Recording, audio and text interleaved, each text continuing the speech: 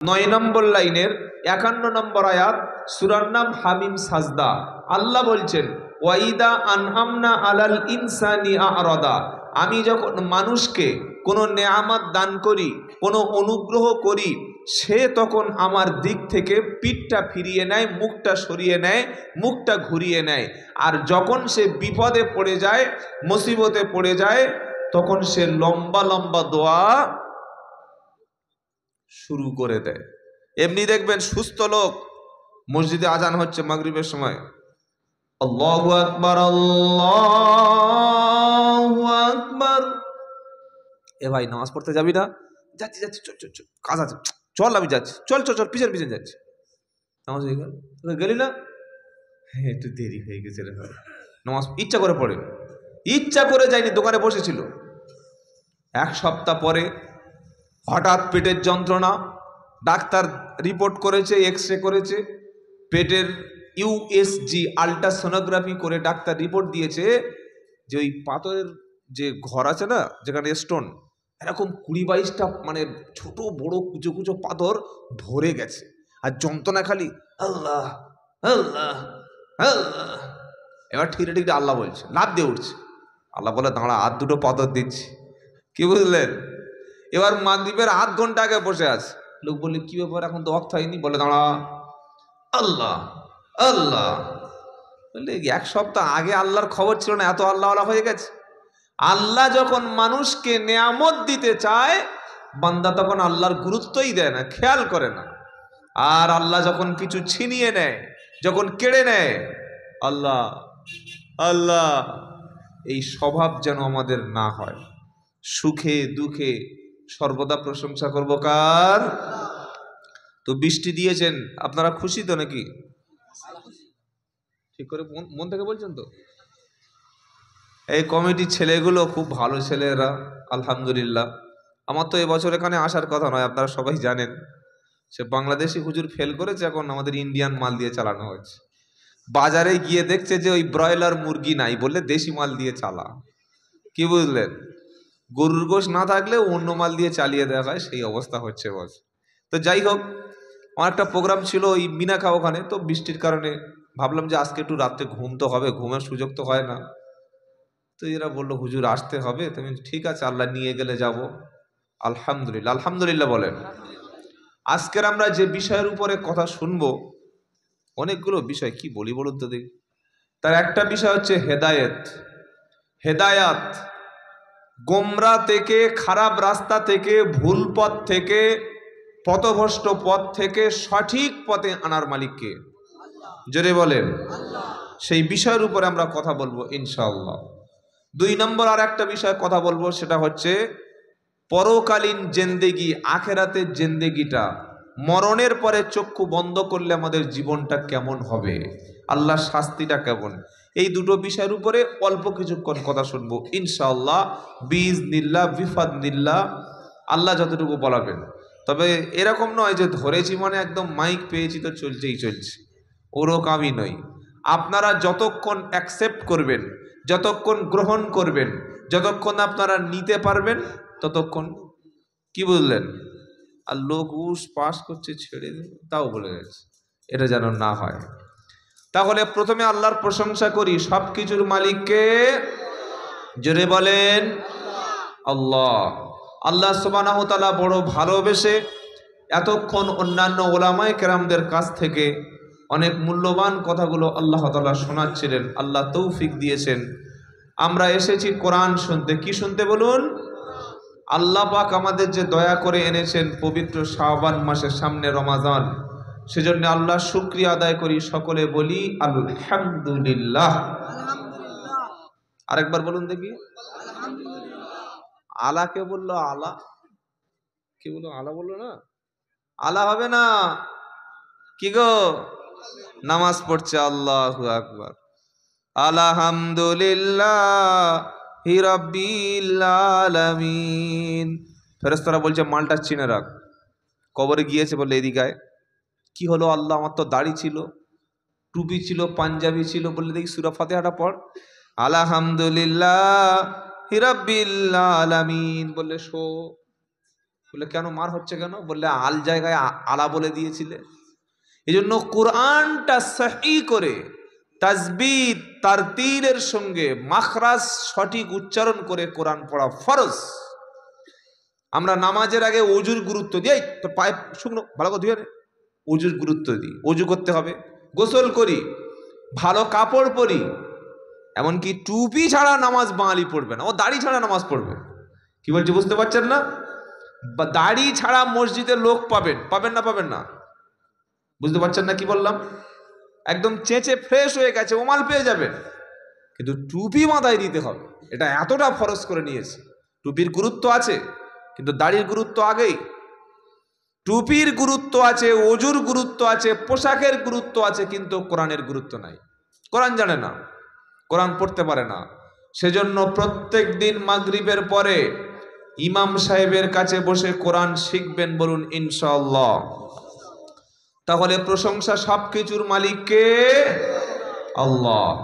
আল্লাহর পরেই প্রিয় নবীর উপরে দরুদ ও সালাম বর্ষিত হোক। সকলে বলি সাল্লাল্লাহু আলাইহি ওয়াসাল্লাম।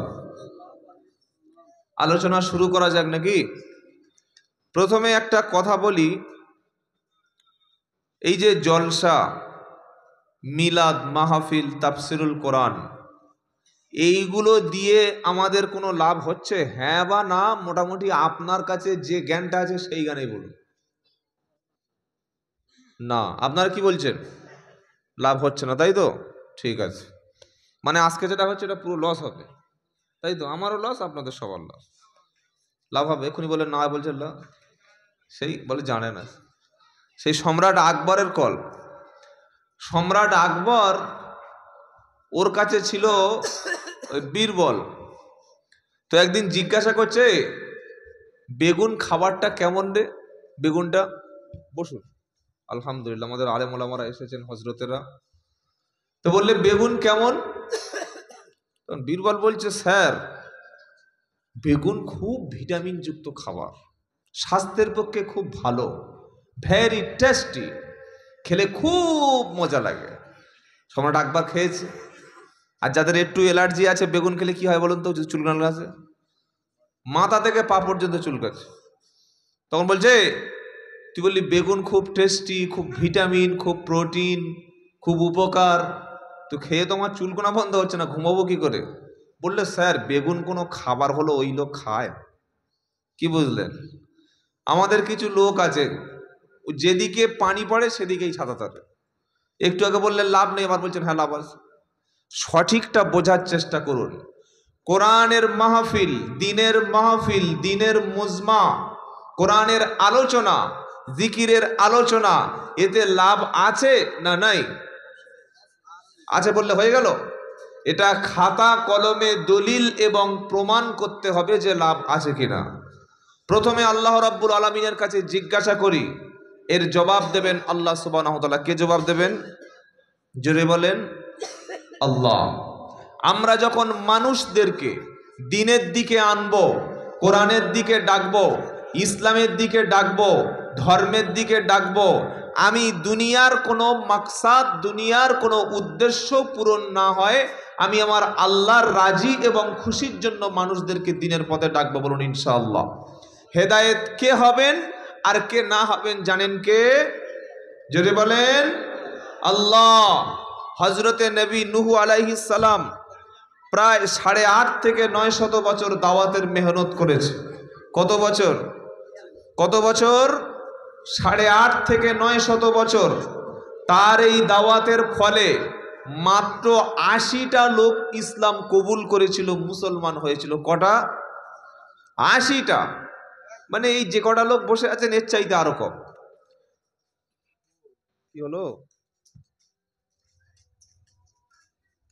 কি বলছি বুঝতে পারছেন না? তো এর জন্য দায়ী তাহলে কে? যদি আমরা বলি নূহ নবী দায়ী, এটা বললে ঈমান থাকবে? তার কাজ হলো দাওয়াত পৌঁছে দেওয়া। কে মেনে নেবে না নেবে সেটা তাদের পার্সোনাল ব্যাপার, ব্যক্তিগত ব্যাপার। যারা ওলামারা এখানে বসে আছেন, মসজিদের ইমাম যারা আছেন, যারা দাওয়াতের সাথী আছেন, আমরা যারা দাঈ ইলাল্লাহ, কোরআনের জন্য কথা বলি, আমাদের দায়িত্বটা কি? মানুষের কাছে মানুষের কাছে পৌঁছে দেওয়া। যদি কেউ মানে তার লাভ, আর যদি কেউ না মানে কিয়ামতের দিন বলতে পারবে না যে আমরা সঠিক বার্তা পাই নাই। সেজন্য জলসা বলেন, দাওয়াত ও তাবলিগ বলেন, ওলামাদের মজলিস বলেন, এগুলি দিয়ে লাভ হচ্ছে কি না হচ্ছে এটা পরকালে বুঝতে পারবেন। নামাজি বাড়ছে কি বাড়ছে না, সুদ ছাড়ছে কি ছাড়ছে না, এইটা কোনো ম্যাটার না। আজান দেওয়ার দায়িত্ব মুয়াজ্জিন আজান দেবে। যে আসবে তার নিজের জান্নাত সে কিনে নিতে পারলো, আর যে আসতে পারলো না তার নিজের পয়সে উদ্দু ইলা সাবিলি রাব্বিকা বিল হিকমাতি ওয়াল মাউইযাতিল হাসানা ওয়াজাদিলহুম বিল্লাতী হিয়া আহসান ইন্না রাব্বাকা হুয়া আ'লামু বিমান দাল্লা আন সাবিলিহি ওয়া হুয়া আ'লামু বিল মুহতাদিন। সুবহানাল্লাহ পড়েন। অনেকের ধারণা দাওয়াত দিলে, জলসা দিলে, কোরআনের অনুষ্ঠান হলে সেখানে লাভ হয় না। 14 পারা 20 পৃষ্ঠায় 11 নম্বর লাইনের 125 নম্বর আয়াত সূরা নাহাল খুলুন। কোরআন শোনাচ্ছে উদ্দু ইলা সাবিলি রাব্বিকা বিল হিকমাতি ওয়াল মাউইযাতিল হাসানা ওয়াজাদিলহুম বিল্লাতী হিয়া আহসান।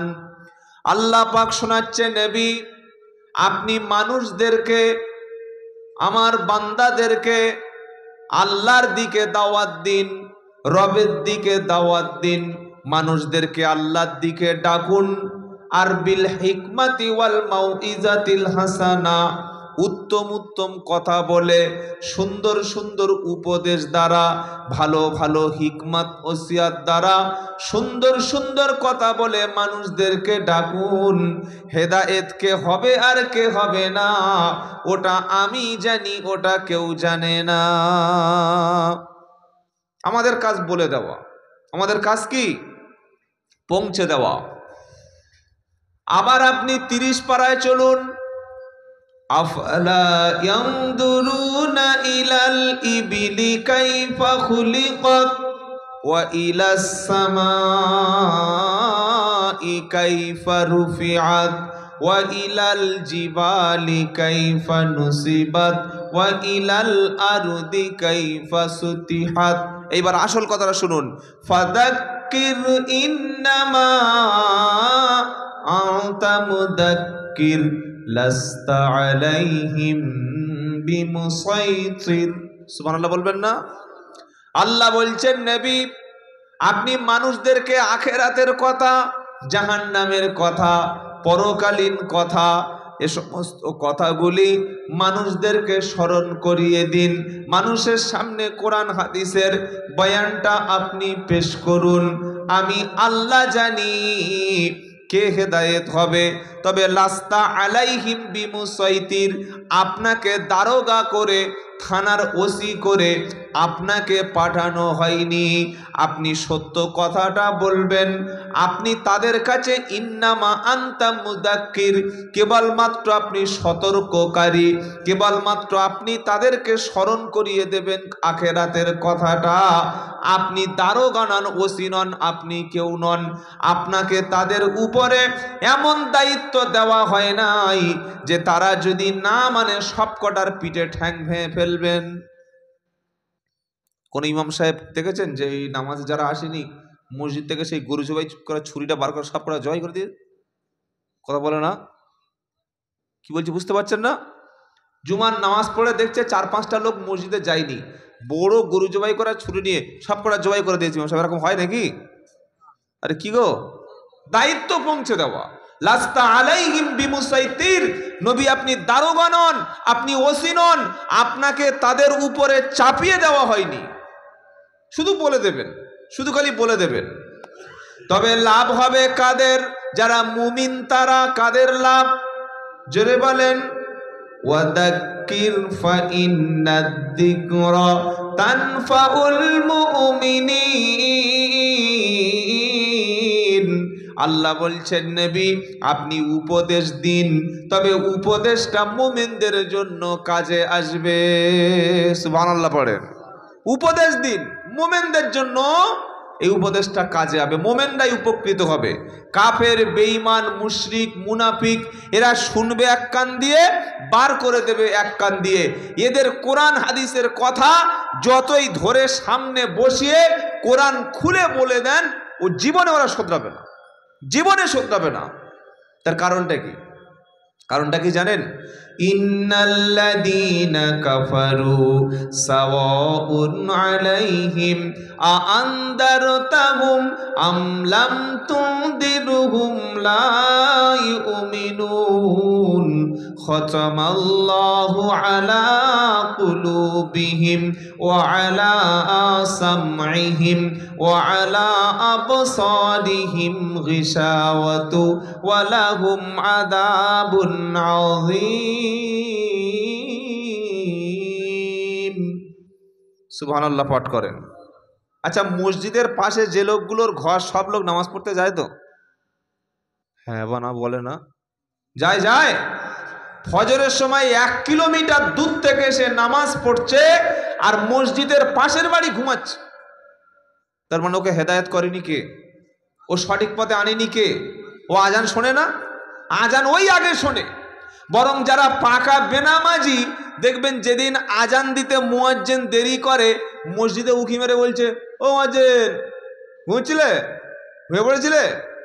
তার মানে ও হারামখোরটা আজান শুনে কাজে যাবে, ও দুপুরে আজান শুনে গোসল করবে, ও আজান শুনে রাতের বেলা খেতে বসবে, ও আজান শুনে প্রথমে ভোরের বেলা উঠে কাজে যাবে।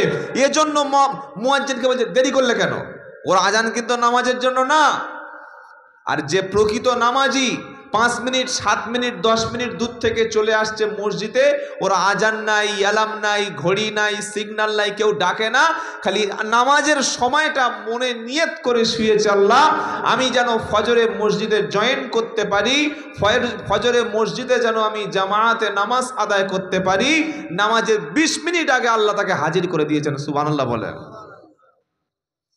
তাই আল্লাহ পাক শোনাচ্ছে, ইন্নাল্লাযীনা কাফারু, নিশ্চয়ই যারা কাফের, নিশ্চয়ই যারা মহা সত্যকে অস্বীকারকারী। হে নবী আপনি তাদেরকে ভয় দেখান আর না দেখান দুটোই সমান। লা ইউমিনুন, কখনোই তারা ঈমান আনবে না, কখনো তারা মুসলমান হবে না, আল্লাহ এবং রসুলের উপরে কখন ঈমান আনবে না। তার কারণ হলো 3টি। কি কি কারণ? খতামাল্লাহু আলা কুলুবিহিম, আমি আল্লাহ তাদের দিলের উপরে, তাদের অন্তরের উপরে, তাদের কলবের উপরে মোহর মেরে দিয়েছি।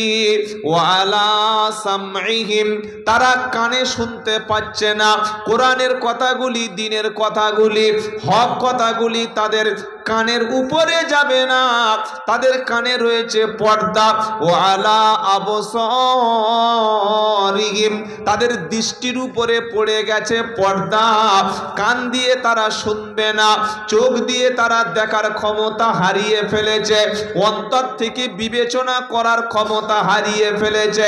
ওয়ালাহুম আযাবুন আযীম, ওদের জন্য রয়েছে মর্মান্তিক শাস্তি।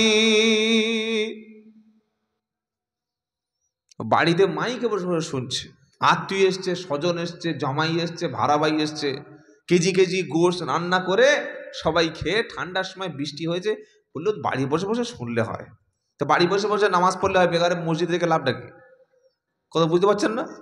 মসজিদে আজান হবে, বাড়ি নামাজ পড়ে নেবো কি গো? এরকম একটা কোরআনের মজলিসে যারা আসতে পারলো না, বসতে পারলো না, তারা হেদায়েত কি করে হতে পারবে? আলেমদের মজলিসে, দ্বীনের মজলিসে, দাওয়াতের মজলিসে 100 কিলোমিটার 200 কিলোমিটার দূর থেকে মানুষ দাওয়াত ও তাবলীগের মেহনতে যখন মসজিদে আসে, সব মানুষ এসে মুজমায় বসে, সবাই এসে তালিমে বসে, সবাই এসে আলেমদের, দ্বীনের দায়ীদের কথা শোনে না। কেন শোনে না? আল্লাহ নিয়ে গেলে যাব। কিরকম লোক বলে কি বলে না? আল্লাহ নিয়ে গেলে যাব। তো খাওয়ার সময় তো কই বলিস না যে বাবা বাড়িতে ভাত চাল রয়েছে, পুকুরে মাছ রয়েছে, গাছে সবজি রয়েছে, রান্না বান্না করেছি, এবার চুপচাপ বসে থাকবো, আল্লাহ যদি খাওয়ায় তো খাওয়াবো, এর নাম তাওয়াক্কুল নাকি?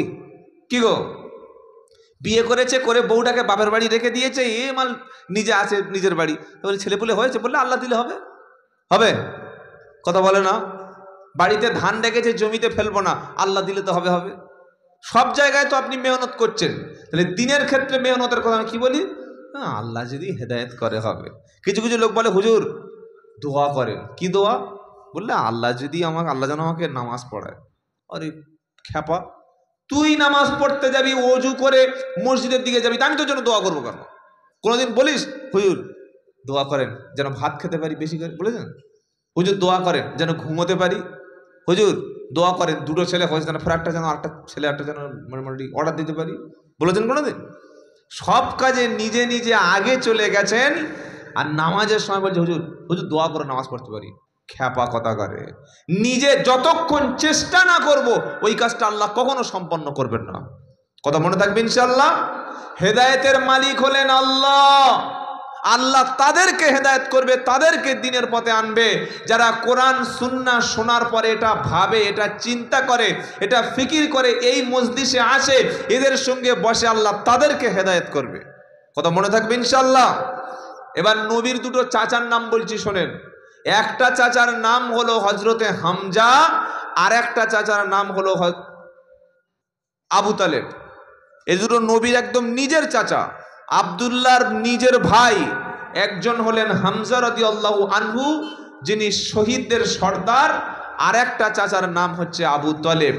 একজন ঈমান নিয়ে কলেমা পড়ে মুসলমান হয়ে মারা গেছে, শহীদদের সর্দার হয়ে জান্নাতি হয়ে গেছে, আর একটা চাচা পাকা কাফের হয়ে মুশরিক অবস্থায় বেদিন হয়ে চলে গেছে। দুজনেই মুহাম্মদ সাল্লামকে দেখেছেন, দুজনেই নবীর চাচা। এটা কেন হলো? কারণটা কি? যখন আল্লাহর নবী সাল্লাল্লাহু আলাইহি সাল্লামের আব্বা মারা গেছেন মায়ের পেটে, নবী যেদিন দাদুর কোলে মানুষ হচ্ছে, আব্দুল মুত্তালিবের বয়স তখন 8 বছর 2 মাস। ক বছর বললাম? 8 বছর 2 মাস। নবীর বয়স 8 বছর 2 মাস। সেই সময় দাদু আব্দুল মুত্তালিব মারা যাচ্ছেন। মারা যাওয়ার সময় ছেলে আবু তালেবকে ডেকে বলছে, দেখ তুই তো ভালো করে জানিস যে মুহাম্মাদের বাবা নাই, মাও নাই, তো বাপ মা না থাকলে আমি দাদু তো এতদিন ছিলাম, আমার মরণের সময় হয়ে এসছে, আমি মনে হয় বেশি দিন বাঁচব না, তুই আমার হাতে হাত দিয়ে শপথ কর যে এই এতিম বাচ্চাটার মানুষ করবি। বল কি বলছিস বল। আবু তালেব বলল, ঠিক আছে, আমি আপনার হাতে হাত দিয়ে কথা দিচ্ছি, যতদিন বেঁচে থাকবো মুহাম্মাদকে মানুষ করব। বলুন সুবহানাল্লাহ। এই যেদিন আব্দুল মুত্তালিব মারা গেল, আবু তালেব নিজের ছেলে হযরত আলীকে পাশের বিছানায় রেখে মুহাম্মদ সাল্লাল্লাহু আলাইহি ওয়াসাল্লামকে নিজের কোলের কাছে রেখে দীর্ঘদিন লালন পালন করলো। আর নবী যখন নবুয়ত পেলেন, 40 বছর বয়স হলো, নবী ফিরে এসে বললেন, চাচা একবার কলেমাটা পড়ে নাও। চাচা বললে, ও তো তাড়াহুড়ো করতে আছে, প্রচুর সময় আছে, পড়বো। এই করতে করতে 10 থেকে 11 বছর সময় হলো না। আবু তালেব যেদিন মারা যাবে, যেদিন মারা যাচ্ছেন, ইন্তেকাল করে চলে যাচ্ছেন, সেদিন আবু জাহেল, আবু লাহাব, উতবা, সাইবা, মুগীরা সকলে বসে আছে নবীর চাচার মাথার কাছে, আবু তালেবের কাছে। আর মুহাম্মদ সাল্লাম সুযোগ পেয়ে একটু দাওয়াত দিতে গেছে, গিয়ে বলছে, চাচা তুমি তো আমাকে কথা দিয়েছিলে কলেমা পড়বে, একটু পড়ে নাও। তখন আবু তালেব বলছে, ভাইবো সব ঠিক আছে, কিন্তু পরিবেশটা দেখছো, পাশে কারা বসে আছে, বড় বড় কাফেরদের লিডাররা, এই সময় কলেমা পড়া যায়? আমি যদি এখন কলেমা পড়ে মারা যাই, আবু জাহেল ভাববে, মক্কার কুরাইশরা ভাববে মৃত্যুর ভয়ে থেকে বাপদাদার ধর্মটাকে ত্যাগ করে ইসলাম কবুল করেছে, এখন সে সুযোগ আসেনি। আমার নবী বললেন, রব্বানা, চাচা সারা জীবন আমাকে খাইয়েছে, আমি ক্ষুধার্ত থাকলে আমাকে খাইয়েছে, ঘুমের প্রয়োজন হলে ঘুম পড়িয়েছে, আমার যেদিন তৃষ্ণার্ত হয়েছিলাম, পিপাসা যেদিন লেগেছিল, পানির ব্যবস্থা করেছিল আমার চাচা। কেউ আমাকে মারতে আসলে, দু কথা বলতে আসলে, আমার চাচা পিঠটা পেতে দিয়ে আমার পরিবর্তে সব সহ্য করে নিয়েছে। আজকের চাচা মারা যাচ্ছে, রব্বানা আমার চাচাকে কলেমা নসিব হবে না। আল্লাহ পাক ওই সময় সাপ শুনিয়ে দিল। পারা নম্বর 20, সূরার নাম কসাস, 8 নম্বর লাইনে 56 নম্বর আয়াত, ইন্নাকা লা তাহদি মান আহবাবতা ওয়ালাকিন্নাল্লাহা ইয়াহদি মান ইয়াশা ওয়া হুয়া আ'লামু বিল মুহতাদিন। আল্লাহ শুনিয়ে দিচ্ছে নবী, আপনি যাকে ভালোবাসেন, যাকে খুশি করেন, যাকে মনে করেন, আপনার মন চাইছে যাকে, সে হেদায়েত হবে না। আপনি যাকে ভালোবাসেন সে কলেমা পড়বে না, মুসলমান হবে না। আমি আল্লাহ না চাইলে ততক্ষণ হবে না। এখানে কিছু মানুষ ভেবে নিয়েছে, ওই তো কোরআনে বলে দিয়েছে আল্লাহ না চাইলে হবে না, আল্লাহ চাইলে তবে নামাজ পড়বো, আল্লাহ চাইলে তবে দাড়ি রাখবো, আল্লাহ চাইলে তবে কোরআন শিখবো, আল্লাহ চাইলে তবে দিন ইসলাম অনুযায়ী চলবো। আমার আল্লাহ বলছে না, তোমার নিজের ইচ্ছা থাকতে হবে। তুমি যখন আমার দিকে একটা পা তুলবে, তুমি যখন আমার দিকে একটা কদম আগিয়ে আসবে, আমি আল্লাহ তখন তোমাকে হেদায়েতের রাস্তাটা দেখিয়ে দেব। চাচা যখন মারা গেল কুফরি অবস্থায়, ঈমান আনলো না। আমার নবী দেখলেন আবু তালেব ঈমান আনলো না।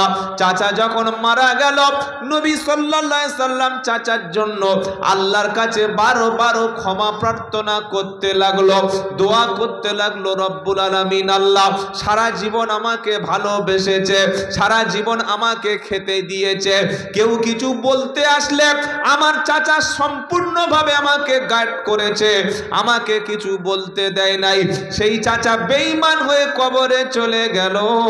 আল্লাহ আমার চাচাকে কি তুমি ক্ষমা করবে না বলো? আমার আল্লাহ পাক সঙ্গে সঙ্গে শুনিয়ে দিল, মা কানা লিন নবী ওয়াল্লাযীনা আমানু ইয়াস্তাগফিরু লিল মুশরিকিন ওয়ালাউ কানু উলি কুরবা মিন বাদি মা তাবায়্যানা লাহুম আন্নাহুম আসহাবুল জাহিম। 11 পারা 4 পৃষ্ঠা 2 নম্বর লাইনের 3 নম্বর লাইনের 112 নম্বর আয়াত। আমার আল্লাহ শুনিয়ে দিচ্ছে, মা কানা লিন নবী, কোন নবীর জন্য কখনো উচিত হবে না, কোন ঈমানদারের জন্য এ কাজটা কখনো উচিত হবে না, যদি কেউ মুশরিক হয়ে দুনিয়াতে জাহান্নামী হয়ে মারা যায়, ওর জন্য দোয়া করা, ওর জন্য ক্ষমা প্রার্থনা করা, ওর জন্য আল্লাহর কাছে মাগফিরাত চাওয়া নবীর জন্য এবং কোন ঈমানদারের জন্য এটা সঠিক হবে না। ধরুন একটা লোক সুদ খেত, ভাই টোনটা একটু সামান্য বাড়িয়ে দাও তো, এই যে ভাই টোনটা একটু হালকা, এই বক্সের সাউন্ড চলছে, এটা একটু একটু হালকা বাড়িয়ে দাও। ধরুন এলাকার পাকা সুদখোরটা মারা গেল। পাকা সুদখোর বোঝেন? বোঝেন না? এই দেখো, পাকা সুদখোর মারা গেল। তো উনি মারা গেলে ওনার বাড়িতে দোয়ার মজলিস হবে না? হবে না? হ্যাঁ, আমরা যাবো তো? যা উচিত নয়? বলে না, যাব না, আমি তো আগে যাব। কি বুঝলেন? আচ্ছা, ওই যে পাকা বেনামাজি, পাকা সুদখোর, পাকা হারামখোর যে মারা গেল, ওর বাড়ি যদি ইমাম সাহেব না যায়, চাকরি থাকবে? হ্যাঁ, চাকরি থাকবে? ওর চাকরিটা কে খাবে? ওর চাকরিটা কে খাবে? ওই রকম একটা সুদখোর খাবে। ও তো জানে যে এই সুদখোরের বাড়িতে যদি দোয়ায় না আসে, তাহলে হুজুর আমার বাড়ি আসবে না, এখন থেকে এই হুজুরটা বাদ দিয়ে দিই। এমন একটা হুজুর আনবো, বাঁজা হুজুর, বেনামাজির জন্যে, সুদখোরের জন্য, ঘুষখোরের জন্যে, আল ঠেলা লোকের জন্য, রাত্রেবেলা পরের দৌড় ঠেলা লোকের জন্য, বাপমার অবাধ্য সন্তানের জন্যে, লটারির টিকিট কাটা লোকের জন্য, পাকা মিথ্যাবাদী চিটিংবাজের জন্য হাত তুলে যেন দোয়া করতে পারে। এই হুজুর দরকার। কি বলছি বুঝতে পারছেন না? এমন একটা ইমাম আমাদের চাই, পাকা বেনামাজির জন্য কাঁদবে, পাকা সুদখোরের জন্য কাঁদবে, পাকা ঘুষখোরের জন্য কাঁদবে, পাকা চিটিংবাজের জন্য কাঁদবে, পাকা লোকের সর্বনাশ করা লোকের জন্য কাঁদবে, সবার জন্য রব্বানা যালামনা আনফুসানা, সবার জন্য চোখের পানি ফেলবে। জুমার নামাজ কাজা করেছে, রমজান মাসে রোজা বাদ দিয়ে রোজা করে নাই। ইমাম সাহেব জিজ্ঞাসা করছে, ভাই রোজা তো 10টা হয়ে গেল, করবে না? বলে চুপ করো, চুপ করো। রোজা আমার বাড়িতে ক মাসের চাল আছে তোমার জানা আছে? কোন চালের ভাত খাই তুমি জানো? আর কতটা বাড়িতে আমার চাল আছে? রোজা রোজা রোজা রোজা। যার বাড়িতে খাবার নাই সেই রোজা করবে। আমার বলতে এসছো কেন? যাও। আর যেটা বলে যে সেটা মুসলমান না সেটা কাফের। এই কথা যে বলে বাড়িতে খাবার থাকলে আমি রোজা করব কেন, আমি পয়সার অভাব নাই আমার শুকাবো কেন, আমার টাকার অভাব নাই আমি না খেয়ে থাকবো কেন, এটা মুসলমান বলে মানা যায়? এই লোক মরে গেলে জানাজার নামাজ পড়ে লাভ হবে? আর তো 1 সপ্তাহ 8 দিন 10 দিন পরে রমজান শুরু হবে। এরকম চায়ের দোকানে এরকম পাকা পাকা হারাম করে অভাব আছে? আছে? লুকিয়ে একটু খাচ্ছিস বাবা, অপরাধ করেছি আলাদা। এত বড় ফাসিক, এত বড় ফুজ্জার, এত বড় পাপী, এত বড় সর্বনেশে লোক চায়ের দোকানে বসে বসে দিনের বেলা কোঁত কোঁত করে সবার সামনে 2-4 রকম বড় ওই বিস্কিট খাচ্ছে। তো বলছে, এই জিনিসগুলা খাচ্ছি বে, চুপ, জিনিসগুলা খাচ্ছি, কি হয়েছে, খেলে কি হবে? তোর বাড়িতে খাবার নেই, তুই রোজা কর, আমার অভাব আছে। এটা বলা লোক সমাজে আছে না নাই? জোরে বলুন। এই লোক মরে গেছে ইমাম সাহেব, পাইকড়ি দোয়া চলছে, ধুনে দেবে কবরে গেলে। আল্লাহ নবীকে বলছে, নবী ওই আবু তালেব তোমাকে সবচাইতে বেশি ভালোবেসেছিল। শুনে রাখো সেকেন্দার নগরের মুসলমান, তামাম পৃথিবীর সমস্ত মুসলমান যদি বিশ্ব নবীকে ভালোবাসে, কিয়ামত পর্যন্ত যত আশিক আসবে ভালোবাসার, আর আমাদের ভালোবাসা তো বছরে 3 দিন 4 দিন। কি গো, শবে বরাতের দিন এত কাঁদবে যেন আল্লাহর ওলি ফজরের নামাজ মাপ, এত হালুয়া রুটি করেছে 3 দিন বাসি মাল খাচ্ছে। শবে বরাতে হালুয়া রুটি খাওয়া সুন্নত তো? কি না না বলছে কে? হুজুর হুজুর সামনে আসো, সামনে সামনে সামনে আসো, সামনে আসো। হুজুর পাশে না থাকলে লোকে তো বোঝাতে পারবো না। শবে বরাতের দিন হালুয়া রুটি খাওয়া নিষেধ। আর হুজুররা কানে হাত দিয়ে বলছে না হালুয়া রুটি খাওয়ার সুন্নাত। হ্যাঁ, বক্তব্য 4 দিন আগে শুনেছি। বললে খবরদার, আমার বাপ দাদা যা করে আসছে তাই করব। হালুয়া রুটি করব, কবরের কাছে মোমবাতি দেবো, ওদিন 100 রাকাত নামাজ পড়বো, পুকুরে ঝাঁপ মেরে গোসল করে উঠে কারোর সঙ্গে কথা না বলে 2 রাকাত নামাজ পড়বো, সব করব। আর ফরজ নামাজ, জোহরের নামাজ, আসরের নামাজ বললে ওসব লাগে না। কি বুঝলে? তুই কেন হালুয়া রুটিটা কেন? বললে আল্লাহর নবী সাল্লাল্লাহু আলাইহি সাল্লাম যুদ্ধের ময়দানে দন্দন মোবারক শহীদ হয়েছিল, তো রসুল সাল্লাম সেই সময় হালুয়া রুটি খেয়েছিলেন। হারাম কর সওয়াল মাসে রসুলের দাঁত ভেঙেছিল, আর তুমি মালটা খাচ্ছ শাবান মাসে। তোমার ইনসাফ আছে, আকেল আছে, জ্ঞান আছে? হালুয়া রুটির সময় রসুলের আশিক, আর কখন?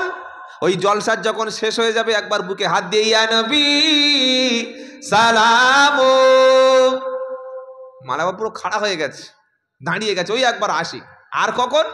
জলসার মাঝখানে বসে বসে আল্লাহুমা গালে পান দিয়ে সাল্লে আলা, একটু আগে কাকার বিড়ি খেয়ে এসছে, সিগারেট খেয়ে এসছে, জর্দা মুখের মধ্যে আছে, গুটকা আছে, আল্লাহুম্মা সাল্লে, গালে গুটকাটা ফেল, আগে তামাকটা ফেল, ওই একবার আশিকে রসুল। আর কখন?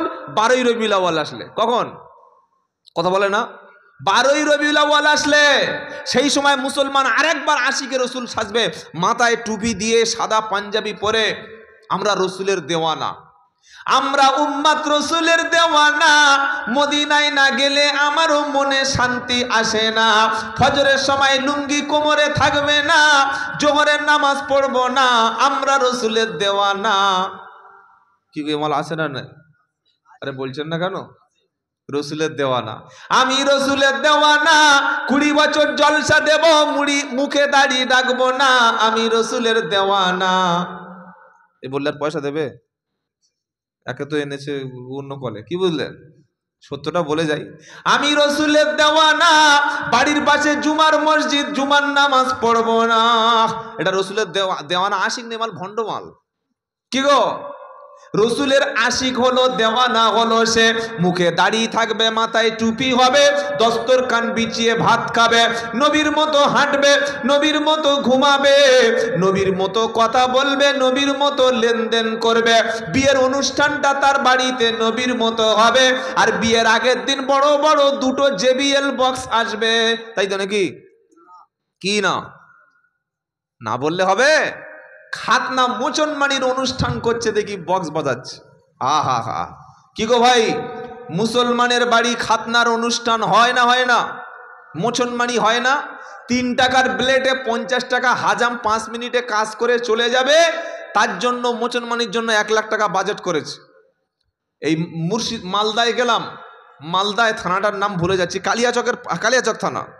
তো বললো, হুজুর আমাদের এখানে একটা নিয়ম আছে, যেদিন ছেলেদের মোচনমানি হবে সেদিন ছেলেদের ওই খাতনা দেওয়ার আগে মোচনমানি দেওয়ার, যে ছেলেটার মোচনমানি হবে তাকে ঘোড়ার পিঠে তুলে গোটা এলাকা ঘোরাবে। তাই বললাম, ওটা কাটার আগে ঘোরায় না পরে ঘোরায়? বলে না, কাটানোর আগে। তাহলে পরে ঘুরিয়ে দাও, কিরকম কেটেছে একটু সবাই দেখুক। ছি ছি ছি ছি ছি ছি, এখনো মুসলমান ছেলের খাতনা অনুষ্ঠান করে। এখনো মুসলমান বাপ মরে গেছে 40-এর দিন মিলাদ পড়াচ্ছে হুজুরকে দিয়ে। এখনো মুসলমান শবে বরাতে রাত্রে হালুয়া রুটি খাচ্ছে। এখনো মুসলমান শবে বরাতে রাত জেগে কবর জিয়ারত করছে আর ফজরের নামাজ কাজা। এখনো মুসলমান রবিউল আউয়াল মাস আসলে সবুজ কাপড় পরে ইয়া রাসূলুল্লাহ যেন মদিনায় চলে যায়, অন্তর ফেটে যাচ্ছে। আর বাড়ির পাশে জামাতে নামাজ হচ্ছে না, মালের হুঁশ নাই। এটা কি আশিকে রসুল বলে মানা যায়? কি গো ভাই, আল্লাহ তার রসুলকে বলছে, রসুল মা কানা লিন-নবী ওয়াল্লাযীনা আমানু, রসুলের জন্য কাজটা উচিত হবে না, কোন ঈমানদারের জন্য এ কাজ উচিত হবে না যে মুশরিক হয়ে মারা গেছে তার জন্য দোয়া চাওয়া যাবে না। আর এক শ্রেণীর ব্যক্তির জন্য দোয়া করেও লাভ হবে না। ওটা বলে দেবো? বলবো? বেনামাজির বাড়িতে মিলাদ পড়ে দোয়া করে লাভ হবে না। এ ঘোষণাটা স্বয়ং আল্লাহর, শুনে রেখে দেন। পারা নাম্বার 29, সূরার নাম মুদ্দাসির, পৃষ্ঠা নাম্বার 17, লাইন নাম্বার 12, আয়াত নাম্বার 42 থেকে 46। যদি কোরআন মসজিদে থাকে, বাড়িতে থাকে, পকেটে থাকে, বাংলা কোরআন থাকলে মিনিমাম দেখে নেবেন আল্লাহ কি বলেছে। আমরা ওলামারা সত্য কথাটা বলি, আর যারা বলে না তারা তো দায়ী হবে। যারা বলতে আসে তাদের বলতে দেয় না। যে ইমাম সাহেবটা হক কথা বলে তার চাকরি থাকে না। এবার আল্লাহ কি বলছে শোনেন। বেনামাজির বাড়িতে মিলাদ খাওয়ার আগে, বেনামাজির বাড়িতে দোয়া করার আগে ভালো করে শোনেন। পাকা পাকা বেনামাজি, জুমার নামাজ নাই, খালি বছরে 2টো ঈদের নামাজ পড়ে, ঈদুল ফিতর আর ঈদুল আজহা। ঈদুল একজন নিয়ত করছে, বলে এবার ঈদুল জোহার জানাজার নামাজ শুরু হবে। চিন্তা করেন মুসলমানের অবস্থা। তো আল্লাহ বলছে শোনো, বেনামাজির জন্য দোয়া করে মিলাদ পড়িয়ে কোরআন খানি করিয়ে বেনামাজির জন্য কোনো লাভ হবে না। বললে সব বনে সে কি কথা বলছেন, আমাদের পাড়ায় তো বেশিরভাগ বেনামাজির বাড়িতে দোয়া হয়। পারা নাম্বার 29, সূরা মুদ্দাসসিরের 42 নম্বর আয়াত, আল্লাহ পাক শোনাচ্ছে, ইয়াতাসাআলুনা আনিল মুজরিমিনা মা সালাকাকুম ফি সাকার ক্বালু লাম নাকু মিনাল মুসাল্লিন ওয়া লাম নাকু নুতঈমুল মিসকিন ওয়া কুন্না নাখুদু মা'আল খাইদিন ওয়া কুন্না নুকাদ্দিবু বিয়াউমিদ্দিন হাত্তা হাত্তা আতানাল ইয়াকিন ফামা তানফাউহুম শাফাআতু শাফিঈন। 29 পারা সূরা মুদ্দাসসিরের 42 নম্বর আয়াতে আল্লাহ পাক বলছে, ঈমানওয়ালা মুত্তাকি পরেজগার খোদা ভীরু ব্যক্তি যখন জান্নাতে যাবে, জান্নাতের সুউচ্চ মাকামে বসে বসে জাহান্নামী ব্যক্তিদেরকে চিনতে পেরে যাবে।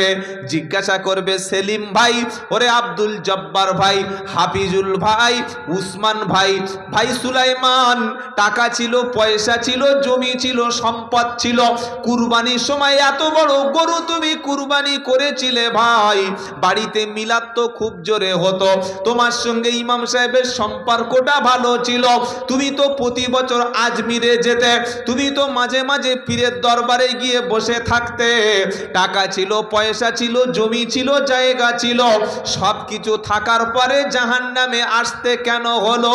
তখন জাহান্নামী বলবে, ভাই গোলমেলে কেস ছিল, 4টে এমন কাজ করেছিলাম যার জন্য ফেঁসে গেছি, আর এমন ফাঁসা ফেঁসেছি বার হওয়ার কোনো উপায় নাই। বললে কি কি পাপ করতে বলো, কোন কোন অপরাধ করতে বলো? এবার জাহান্নামী কি বলবে সেটা আল্লাহ আগে থেকে সতর্ক করেছে। জাহান্নামী বলবে, ক্বালু লাম নাকু মিনাল মুসাল্লিন। জাহান্নামী ব্যক্তি বলবে, প্রথমে সব জায়গায় যেতাম ভাই, সব দরবারের সঙ্গে সম্পর্ক ছিল, আজমিরে বছর বছর চলে যেতাম, হারওয়ায় গোড়া চাঁদের কাছে যেতাম, আর বীরভূমে পাথর চাপড়ি বাবার কাছে যেতাম, জলসায় যেতাম, মিলাদে মহাফিলে হাজির হতাম, কিন্তু মসজিদে হাজির হতাম না, নামাজের সঙ্গে আমার কোনো সম্পর্ক ছিল না, নামাজ যদি পড়তাম রে ভাই জাহান্নামে যেতাম না। বাড়ির মেয়েরা শবে বরাতের সময় কি খুশি করে বলছে, ও সবুর আবু ক রাকাত পড়েছি? 12 রাকাত। আর তুফানের মা বলে 20 রাকাত। ক রাকাত পড়েছে? তুফানের মা ক রাকাত? 20 রাকাত। নামাজ পড়ে বলছে 100 বার সূরা ইখলাস, তারপর রাকাতে 90 বার, তারপর রাকাত 70 বার, পড়ে পড়ে পড়ে পড়ে কোরআন পড়ে ভোর 4টের সময় শুয়ে পড়েছে, ফজর নাই। এ কি ফরজ নামাজের গুরুত্ব নাই, আর কিয়ামতের দিন প্রথমে ফরজ নামাজের হিসাব আল্লাহ নেবে, এটা মাথায় থাকে যেন। জাহান্নামে যাওয়ার যত কারণ, প্রথম কারণ কি বললাম? জোরে বলেন, নামাজ। যত বড় ধরনের পয়সাওয়ালা হোক, টাকাওয়ালা হোক, সম্মানিত লোক হোক, যত ডিগ্রি থাকুক, সম্মান থাকুক, ফরজ নামাজ যে ব্যক্তি ইচ্ছা করে ছেড়ে দেয়, ফরজ নামাজ যে ব্যক্তি কাজা করে, ওই ব্যক্তির জান্নাতে যাওয়ার কোনো সুযোগ নাই। তবে হ্যাঁ, যদি কোনো পীর সাহেব মুফতি সাহেব বলে ও আমার মুরিদ ছিল, আমার দলের লোক ছিল, আমার ভালোবাসার মানুষ ছিল, আমার মোহাব্বত ছিল, আমার আশিক ছিল, আমার বাড়িতে যাতায়াত ছিল, ওর বাড়িতে মাঝে মাঝে আমি যেতাম, আমার হাতে বায়াত গ্রহণ করেছে, আমি ওকে টেনে টুনে পার করে দিতে পারবো, তাহলে হয়তো ওই চিটিংবাজ মালটা পারে। কোরআন হাদিস এরকম কোনো বেনামাজির জন্য কোনো সুযোগ নাই। কি বললাম বুঝতে পারলেন না? যোগ্য হাফেজ আলেম পাশে বসে আছে, জিজ্ঞাসা করে নেবেন। আল্লাহ সাফ শুনিয়েছে, জাহান্নামী ব্যক্তিরা প্রথমেই তারা শুনিয়ে দেবে, লাম নাকু মিনাল মুসাল্লিন। জাহান্নামে যাওয়ার প্রথম নম্বর কারণ আমরা নামাজই পড়তাম না। কত মুসলমান আছে ফজর, জোহর, আসর, মাগরিব, ইশা, যেই নামাজের কথা বলি কাজ বলে কি বলে না? বলে কি বলে না? নামাজের কথাই বললে কাজ, আর পৃথিবীর সব কিছু তার দ্বারা হয়ে যাচ্ছে। জাহান্নামীরা দ্বিতীয় কথা বলবে, ওয়ালাম নাকুনু তুইমুল মিসকিন। মিসকিনদেরকে খাদ্য খেতে দিতাম না। আহা হা, মিসকিনদেরকে খাদ্য খেতে দিতাম না। একবার হজ করা ফরজ, একবার হজ করা, জোরে বলেন, ফরজ। একবার হজ করেছেন আলহামদুলিল্লাহ, প্রত্যেক বছর উমরায় যাচ্ছে, পাশে গরিব মানুষের মেয়ে বিয়ে হয় না, প্রতি বছর উমরায় যাচ্ছে, পাশে মানুষ খেতে পারে না। প্রতি বছর উমরায় যায়, গ্রামের মানুষ বৃষ্টি হলে ঘরে দাঁড়াতে পারে না। অসুস্থ মানুষ এসে হাত পাতলে টাকা দেয় না। প্রতি বছর উমরা করতে যাচ্ছে। কে তোমাকে উমরায় যেতে বলেছে? একবার হজ করেছো, ফরজ আদায় হলো। এবার আল্লাহ যে পয়সা দিয়েছে, নিকট আত্মীয় যারা, ইতিম যারা, মিসকিন যারা, দুস্থ যারা, তাদেরকে তুমি খেতে দাও। জাহান্নামে যাওয়ার দ্বিতীয় কারণ হলো ওয়ালাম নাকু নুতইমুল মিসকিন। জাহান্নামীরা বলবে মিসকিনদেরকে খাদ্য খেতে দিতাম না। আচ্ছা, মিসকিনকে ওই সকালবেলা ব্যাগ হাতে করে এনে লা ইলাহা ইল্লাল্লাহ মাগো দুটো ভিক্ষা দাও, এর নাম কি? এর নাম মিসকিন? এর নাম ফকির। এই ফকির তো চিটিং বাস। ওর ব্যাংকের অ্যাকাউন্ট আছে, খুঁজে দেখেন। ফকিরের ব্যাংকে অ্যাকাউন্ট আছে। আমি চাম্পাটিতে থাকি, একদিন বাজারে গেলাম, সেটা ওই ছেঁড়া শাড়ি টাড়ি পরে একটা মেয়ে, 3 দিন খাই নাই। বাবা টোনটা একটু বড়, খুব কষ্ট হচ্ছে কথা বলতে, একটু টোনটা বাড়ি তো। বলছে 3 দিন খাই নাই। আমি গোটা 10 টাকা পকেট থেকে বার করে দিয়েছি, বুঝলেন। দোকানদার বলছে ভাই তুমি কি পাগল টাগল আছেন? কেন, দান করলে কেউ পাগল হয়? এই মেয়েটা কালকের আমার সামনে ব্যাংকের থেকে 50,000 টাকা তুলেছে। 50,000 টাকা। কি বলছি বুঝতে পারছেন না? আপনার এলাকায় যদি কোনো ফকির থাকে, খবর নিয়ে দেখবেন অধিকাংশ ফকিরের 2-3টে করে অ্যাকাউন্ট ব্যাংকে। কি বুঝলেন বলেন?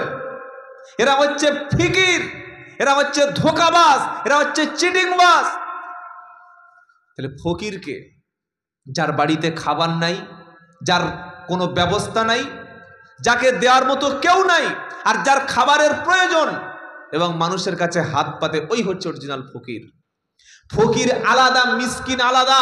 মিসকিন আপনার ভাই হতে পারে, মিসকিন আপনার প্রতিবেশী হতে পারে। আপনার বাড়ির পাশে একটা মানুষ লকডাউনে কাজ হারিয়ে ফেলেছে, 2-3টে মেয়ে বড় হয়ে গেছে, ছেলেটা তার ক্যান্সার হয়ে গেছে, বিবিটা প্যারালাইসিস হয়ে গেছে, তার মা ব্রেন ক্যান্সার। এত লজ্জা, এত শরম, লোকটা এত ভদ্র, এত পোলাইট, এত সভ্য, এত শরীফ, লজ্জায় কারোর কাছে চাইতে পারে না, বলতে পারে না। অথচ এই লোকের টাকার প্রয়োজন, এ লোকের খাবার প্রয়োজন, লজ্জায় বলতে পারে না। আর একে দেওয়ার কথা আল্লাহ বলেছে, এর নাম কি? এর নাম হচ্ছে মিসকিন। যে হাতে করে ভিক্ষা করতে আসছে ওটা ফকির। যদি প্রকৃত অভাবী হয় হলো ফকির। তাই সামনে রমজান মাস আসছে ভাই, আল্লাহ যাদের পয়সা দিয়েছে, সম্পদ দিয়েছে, একটু অর্থ দিয়েছে, আমরা ইফতার করতে বসি। রোজা এসেছে কেন? পেটটা ভরিয়ে নেওয়ার জন্য, তাই তো? কথা বলে না? কি গো, ইয়া আইয়ুহাল্লাযীনা আমানু কুতিবা আলাইকুমুস সিয়াম কামা কুতিবা আলাল্লাযীনা মিন ক্বাবলিকুম লাআল্লাকুম তাত্তাকুন। দ্বিতীয় পারা 7 পৃষ্ঠা 12 নম্বর লাইনের 183 নম্বর আয়াত। সূরার নাম সূরা বাকারা। আল্লাহ বলছেন ইয়া আইয়ুহাল্লাযীনা আমানু, ও বিশ্বাসী ঈমানদারেরা, কুতিবা আলাইকুমুস সিয়াম, তোমাদের উপরে আমি আল্লাহ সিয়ামকে অর্থাৎ সওমকে, রোজাকে করেছি ফরজ। কামা কুতিবা আলাল্লাযীনা মিন ক্বাবলিকুম, তোমাদের পূর্ববর্তী যারা ছিল, আদম থেকে ঈসা নবী আলাইহিমুস সালাম, আম্বিয়া আলাইহিমুস সালাম, সবার উপরে কম বেশি রোজা ফরজ ছিল। প্রত্যেকটা নবীর উপরে নামাজ ফরজ ছিল, প্রত্যেকটা নবীর উপরে রোজা কম বেশি ফরজ ছিল। তোমাদের রোজা ফরজ করা হলো এই কারণে লাআল্লাকুম তাত্তাকুন, যাতে মুত্তাকি হতে পারো, পরেজগার হতে পারো, রোজা করার পরে তোমরা খোদা ভীরু হতে পারো। ইফতার মানে কি? সারাদিন রোজা রেখে পবিত্র খেজুর দ্বারা, পবিত্র খাবার দিয়ে রোজা যখন ভেঙে ফেলা হয়, তার নাম হলো ইফতার। এই ইফতারে করকম আইটেম খাওয়া উচিত বলেন? আমরা কি করি? 3 রকমের ছোলা, একটা ছোলা আর আলু সিদ্ধ, আর একটা শুধু ছোলা ভাজা, আর একটা কাঁচা ছোলা। 5টা লোক খাবে 1 কেজি ছোলা ভিজিয়েছে। ইফতারটা কোনো রকমে মুখে পানি দিয়ে খেজুরটা দিয়ে ফরজ নামাজ মসজিদ থেকে পড়ে সুন্নাত নামাজ পড়ে এসে এতটা বড় খাঞ্জা করে খেতে খেতে খেতে খেতে পেট এরকম করে নিয়েছে। তার মানে আল্লাহকে বলছে, আল্লাহ তুমি যে আমাকে দুপুরে খেতে দিলে না, সুদে আসলে তুলে নিয়েছি। কি বলছি বুঝতে পারছেন না? এই রোজা, এই তোমার রোজা। রোজার আগে ওজন ছিল 65 কেজি, আর রোজার পরে ওজন করে দেখছে 75। ক কেজি মাল বাড়িয়েছে? জোরে বলো। 10 কেজি। এটা রোজা হলো না আল্লাহর সঙ্গে ছ্যাবলামি করা হলো? রোজা এসছে লাআল্লাকুম তাত্তাকুন, পরেজগার হওয়ার জন্য, মুত্তাকি হতে হওয়ার জন্য, খোদাবিরু হতে হওয়ার জন্য। রমজান মাসে ছোলা, চিনি, পটল, নাশপাতি, আপেল, আঙ্গুর, যত রকমের ফল ছিল সব কিছু খেয়েছে। খেতে খেতে খেতে তারাবির নামাজ 5 রাকাত ছেড়ে গেছে। খেতে খেতে তারাবি ছেড়ে গেছে। বলে অসুবিধা নাই, তারাবি পড়লে হয়, না পড়লে হয়, তাই তো নাকি? কথা বলে না? তারাবির নামাজ পড়লে হয়, না পড়লে হয়। ইফতার খাচ্ছে 1 ঘন্টা, আর সাহারিতে শুধু 18 পিস কলা সেওরিতে বসে বসে খেয়েছে। 18 পিস কলা খেয়েছে, এতটা করে বসে খেজুর খাচ্ছে বসে বসে। আজান দিয়ে দিচ্ছে, বললে আজান দিচ্ছে, ওটা আমাদের মসজিদে দিচ্ছে, অন্য মসজিদে দিচ্ছে। তো কিরকম ছাগল চিন্তা করুন। এই বাবাজিরা, এটা কিন্তু রোজা না। আল্লাহ বলেছেন আলাই কুতিবা আলাইকুমুস সিয়াম। আরবি সওম মানে হলো রোজা। রোজার মানে কি? সিয়াম মানে কি? খাবার, পানি, স্টিমিলন, এই 3টি বস্তু থেকে তুমি বিরত থাকবে। আমরা বললাম আল্লাহ আমি পেটের রোজা করেছি, পানি খেলাম না, খাবার খেলাম না, কিন্তু বাদ বাকি যা কাজ সব করব। ও হারাম মাল ইনকাম করব। যে আপেলটা রোজার আগে 100 টাকা ছিল, রমজান মাসে 300 টাকা কেজি করে বেশি লাভ করে নেব। যে শসা এখন ছাগলের দিলে খাচ্ছে না 10 টাকা কেজি, রমজান মাসে ওটা 500 টাকা পাল্লা করে দেব। যে চিনিটা 60 টাকা, রমজান মাসে 150 টাকা করে দেবো। পাকা পাকা নামাজি খালি বলছে বাবা রমজানটা আয়, 10 টাকা তরমুজ 30 টাকা কেজি দেবো। কি বলছি বুঝতে পারছেন না? তুমি কি তাকওয়া অর্জন করলে? রমজান মাসের শেষে তোমার মধ্যে তাকওয়ার কি চিহ্ন এসছে তুমি প্রমাণ করো। আল্লাহ বলছেন এটা সিয়াম, এটা বিরত থাকা। রোজা করে যদি তুমি সুদের মাল না ছাড়তে পারো, রোজা করার পরে যদি তুমি লটারির টিকিট না ছাড়তে পারো, বললে সারাদিন রোজা করেছি, টিকিট ফিকিট কাটবো না, সন্ধ্যার পরে কেটে আদায় করে নেবো গালে পানি দিয়ে। কি বুঝলেন? সারাদিন বিড়ি টিড়ি খেতে পারে নাই, অসুবিধা নাই, সন্ধ্যার পরে বিড়ি খেয়ে আদায় করে নেব। আমার মনে হয় যদি সুযোগ দিত তো এরা বিড়ি দিয়ে ইফতার শুরু করে দিত। কিছু কিছু এমন নেশাখোর লোক আছে, আল্লাহ হেফাজত করে বলুন আমিন। কানেরও রোজা আছে, চোখেরও রোজা আছে। কানের রোজা হলো কান দিয়ে হারাম কোনো জিনিস শ্রবণ না করা। চোখের রোজা হলো চোখ দিয়ে হারাম কোনো অন্য বস্তু না দেখা। জবানের রোজা হলো ঝগড়া, গীবত, পরনিন্দা, পরচর্চা, ভাই ভাই ঝগড়া লাগিয়ে দেওয়া, স্বামী স্ত্রীর মধ্যে অশান্তি লাগিয়ে দেওয়া, শাশুড়ি বৌমাতে ঝগড়া লাগিয়ে দেওয়া, পাড়ার মধ্যে এমন কথা বলবে আগুন জ্বালিয়ে দেওয়া। এই কাজগুলি থেকে যার জবান হেফাজত হবে না, ও সারাদিন নাকে পড়ে থাকলে কোনো লাভ হবে না। মনে থাকবে কথাটা? মনে থাকবে? থাকবে ইনশাল্লাহ। বাড়ির মেয়েরা রোজা করছে বলে বৌমা রান্নাটা তাড়াতাড়ি করে নাও। জোহর থেকে রান্না করে নিয়ে বিকেল 3টের সময় বসে বসে সিরিয়াল দেখছে। কি করব, সময় টাইম পাস করছি। কি পাস করছে বলো? জোরে বলো। Time pass. অথচ রমজান মাসটা ছিল কোরআন নাজিলের মাস। সুবহানাল্লাহ বলেন। শাহরু রমাদানাল্লাযী উনজিলা ফীহিল কুরআন হুদাল লিন-নাসি ওয়া বাইয়িনাতিম মিনাল হুদা ওয়াল ফুরকান। দ্বিতীয় পারা 8 পৃষ্ঠা প্রথম লাইনের 186 নম্বর আয়াত। আমার আল্লাহ বলছে আমি রমজান মাসের মর্যাদা, সম্মানটা, মর্তবা এত বাড়িয়েছি কেন জানো? এটা হলো কুরআন নাজিলের মাস। 12টি মাসের মধ্যে আমি আল্লাহ যে মাসটা কোরআন নাজিল করেছি ওই মাসটার নাম হলো রমজান মাস। কোরআন নাজিল করে আমি আল্লাহ রমজানের সম্মান বাড়িয়েছি। আজ থেকে একটা নিয়ত করুন, সামনে আর 1 সপ্তাহ পরে রমজান শুরু হবে। রমজান মাসে আমরা প্রত্যেকে বেশি বেশি করে কোরআন তেলাওয়াত করব ইনশাআল্লাহ। বলেন, জোরে বলেন। সকলে বলেন। বললে আমি কোরআন পড়তে পারি না। সূরা ইখলাস মুখস্থ আছে না নাই? আছে, আছে। কুল হু আল্লাহু আহাদ আল্লাহুস সামাদ লাম ইয়ালিদ ওয়া লাম ইউলাদ ওয়া লাম ইয়াকুল লাহু কুফুয়ান আহাদ। সূরাটা জানা আছে না? এটা কোরআন শরীফের 3 ভাগের 1 ভাগ। যদি কোনো বান্দা সূরা ইখলাস একবার তেলাওয়াত করে, তার আমলনামায় 10 পারা কোরআন শরীফের সওয়াব লেখা হবে। 3 বার যদি সূরা ইখলাস পড়ে 1 খতম কোরআনের নেকি দেবেন কে? আল্লাহ। আর একটা সূরা আছে, যে সূরার নাম হলো সূরা ইয়াসিন। এই সূরা ইয়াসিনের ফজিলতের একটা হাদিসে আছে, যদি কোনো বান্দা সূরা ইয়াসিন একবার তেলাওয়াত করে, ওর আমলনামায় 10 খতম কোরআনের নেকি লেখা হবে।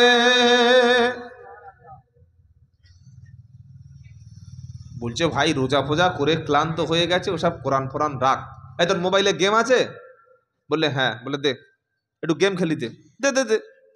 আর বুড়ো লোকেরা কি করবে?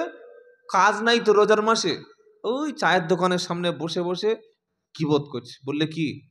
বলে আমাদের ইমাম সাহেবটা লোকে ভালো না জানিস? হে ওরম বলে? ওরম বলছি কেন? তুই জানিস না ইমাম সাহেবটা খুব বাজে লোক। বলে কি করিস? তোর তোর কি ক্ষতি? 5 টাস দিয়েছে নাকি? বললে না, ইমাম সাহেবটা সপ্তাহে বাড়ি চলে যায় মাঝে মাঝে। ইমাম সাহেব কি রোবট না ফেরেস্তা না জিন? আচ্ছা জিনেদের ফেরেস্তাদের বউটাও আছে নাকি? কথা বলে না? ফেরেস্তাদের বউ আছে? হ্যাঁ বা না বলবেন তো? ইমাম সাহেবের বউ আছে? বউ থাকলে মাঝে মাঝে টাকা পাঠিয়ে দিলে বউ থাকবে তো? যত দোষ সব ইমাম সাহেবদের।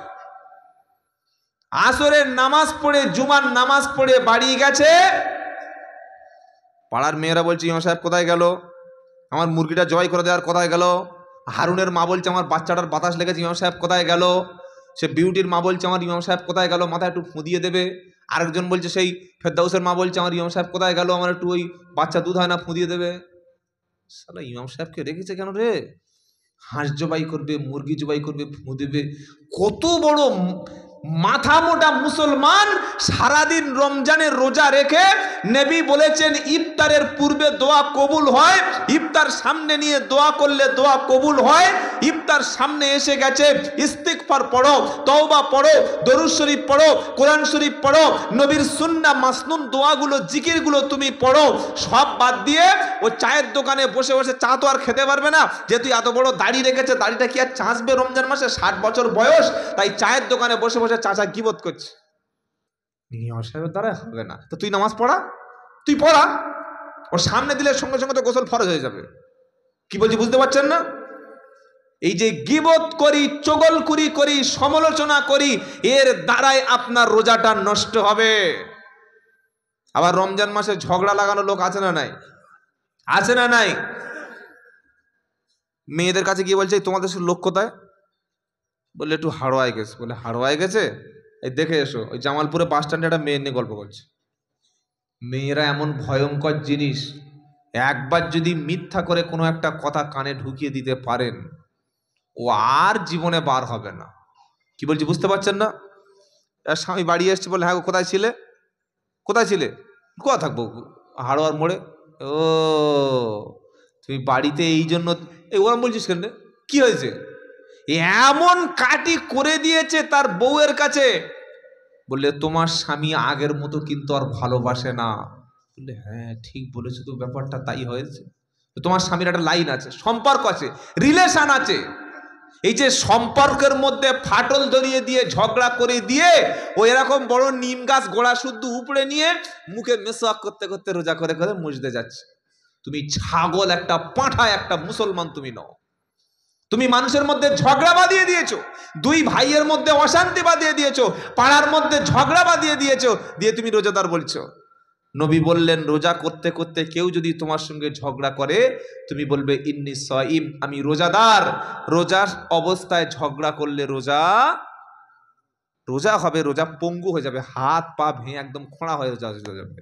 সেজন্য রমজানে আমরা জবান হেফাজত করব। বলুন ইনশাআল্লাহ, বলুন ইনশাআল্লাহ। প্রত্যেকে রমজান মাসে কোরআনুল কারীম তেলাওয়াত করার চেষ্টা করবেন, বলুন ইনশাআল্লাহ। আর এই কোরআনুল কারীম যখন তেলাওয়াত করবেন, মায়েদের অভ্যাস আছে কোরআনুল কারীম খতম করতে হবে। আর একটা রোগ, এক পারা দু পারা তিন পারা করে খতম করতে হবে। আর আল্লাহ কি বলছেন, ইয়া আইয়ুহাল মুজাম্মিল কুমিল লাইলা ইল্লা কলিলা নিসফাহু আও ইনকুস মিনহু কলিলা আও জিদ আলাইহি ওয়ারাত্তিলিল কুরআনা তারতিলা। সূরা মুজাম্মিলে আল্লাহ শোনাচ্ছে, নবী যখন আপনি কোরআন পড়বেন এটা আপনার উম্মতকেও শুনিয়ে দেবেন। ওয়ারাত্তিলিল কুরআনা তারতিলা, তারতিলের সঙ্গে তাসবিদের সঙ্গে যেখানে একালিপ টান আছে সেখানে টান হবে। অধিকাংশ মুসলমানের নামাজটা এখানে ছেড়ে যায়, নামাজটা পুরো বাতিল হয়। বললে হুজুর কোন জায়গায়? মসজিদে নামাজ পড়তে গেছে, আল্লাহু আকবার,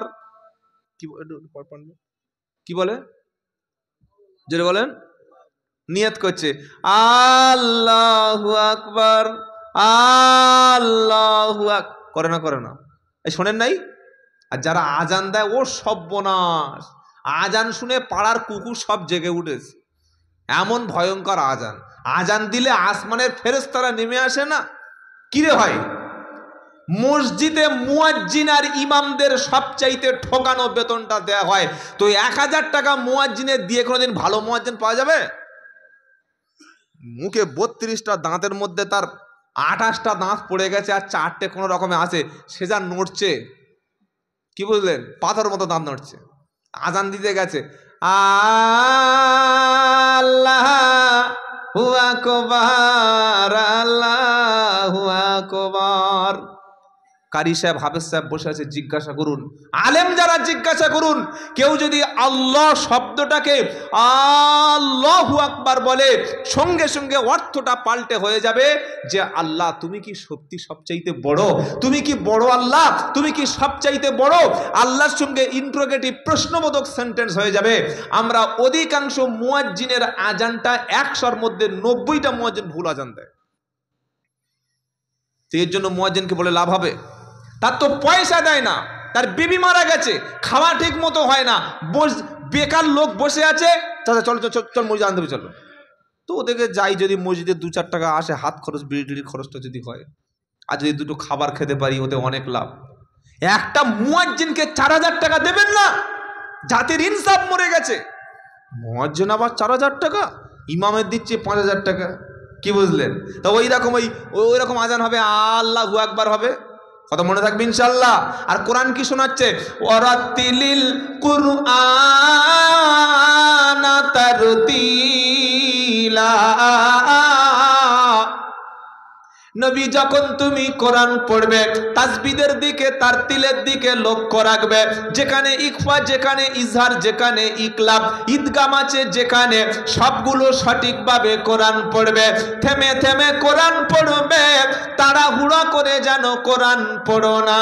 রমজান মাস আসলে মেয়েরা দেখবেন তখন কোরআন শরীফটা সেই উপর থেকে পেড়ে আনে, এবার ধুলোবালিগুলো ঝেড়ে নেয়, ফজরের নামাজ পড়ে বসে, আর আধ ঘন্টায় 1 খতম 1 পারা করে কোরআন শরীফ পড়ে দেয়। যেখানে টান আছে সেখানে টানে না, আর যেখানে টান নাই সেখানে উদুমে টান দিয়ে যাচ্ছে। আলাম তারা কাইফা ফালা রব্বুকা বিআসহাবিল ফিল আলাম ইয়াজহা কাইদাহুম ফি তাদলিল ওয়ারসালা আলাই। কি পড়ছো গো? ও চাচি কি পড়ছোটা? বললে বাবা কোরআন পড়ছি, কথা বলতে নেই, আল্লাহর কালাম পড়ছি। তুই কি পড়া? আলাম তারা কাইফা ফাআলা রব্বুকা, এই ওয়ার্ড, এই শব্দের মধ্যে সবগুলো তো হারাকাত, টান আছে। বললে বাবা আমরা কি আর মৌলবি, আমরা মাদ্রাসায় পড়েছি, যা হয় আল্লাহ কবুল করে নেবে, যাই আল্লাহ কবুল করে নেবে। চিটিংবাজি কতদিন থেকে চলছে, চাই আল্লাহ কোরআন কবুল করে নেবে। কোরআন পড়া ফরজ, মাকরাজের সঙ্গে পড়া ফরজ, সহি করে কোরআন পড়া ফরজ। তোমার 1 খতম পড়তে কে বলেছে নানি? 1 খতম তোমার কোরআন পড়তে কোন মৌলবী ফতোয়া দিয়েছে? তুমি সকালে বসো, একটা পৃষ্ঠা পড়ো, সহি করে পড়ো, তাসবিদের সঙ্গে পড়ো, তারতিলের সঙ্গে পড়ো। যদি বলো আমি ভুল পড়া হচ্ছে, তোমার নাতনিটা মক্তবে পড়িয়ে দাও, তোমার বাচ্চাটাকে মাদ্রাসায় পড়িয়ে দাও, মাদ্রাসা থেকে বাচ্চা পড়ে এসে তুমি তার কাছে কোরআন শিখে নাও। না আমার নানি দাদি এরকম পড়ছে, নানি দাদি পড়লে ওটা শুনবে আল্লাহ নাকি? অধিকাংশ মেয়েরা কোরআন বেশি পড়ে কিন্তু পড়া ঠিক নাই। কি ভুল বলছি বলে মনে হচ্ছে? রমজান মাসে কোরআন খতম করছে না, কোরআনের পুরো কুচে খতম করে দিয়েছে। 27-এর দিন এক খতম করে দিয়েছে, দিয়ে বলছে হুজুর 50 টাকা দিচ্ছি, খতমটা বক্সে দাও, মানে খতমটা রিসার্চ করে দাও। কি বলছি বুঝতে পারছেন না? 50 টাকায় খতম বক্সে দিচ্ছে। কার কার নামে হবে? বললে আমার নানির শাশুড়ি, দাদির শাশুড়ি, আমার ছোট চাচির মেয়ের নন্দাইয়ের ভাইজি জামাইয়ের ওই বেআইয়ের ছোট বোনের স্বামী। ফেরেশতারা হ্যাং হয়ে গেছে যে কোথায় দেবো। কি 50 টাকায় 6 জনের নামে কোরআন বক্সে দিয়েছে। এরকম কতদিন চলবে রে বাবা? 50 টাকায় কোরআন খতম বক্সাচ্ছে, আর আমরা সেই সুযোগটা কাজে লাগাই। রব্বানা জালামনা একবার মদিনা থেকে ধরলো, আর একবার হাড়োয়ায় শেষ হয়ে গেল। কি বুঝতে পারলেন? আল্লাহর কসম করে বলছি, কোরআন এই রকম পড়লে একটাও কোরআন কবুল হবে না। সেজন্য প্রত্যেকটা মা যারা শুনছেন আমার কথা, আমি অনুরোধ করব, এখনো সময় আছে।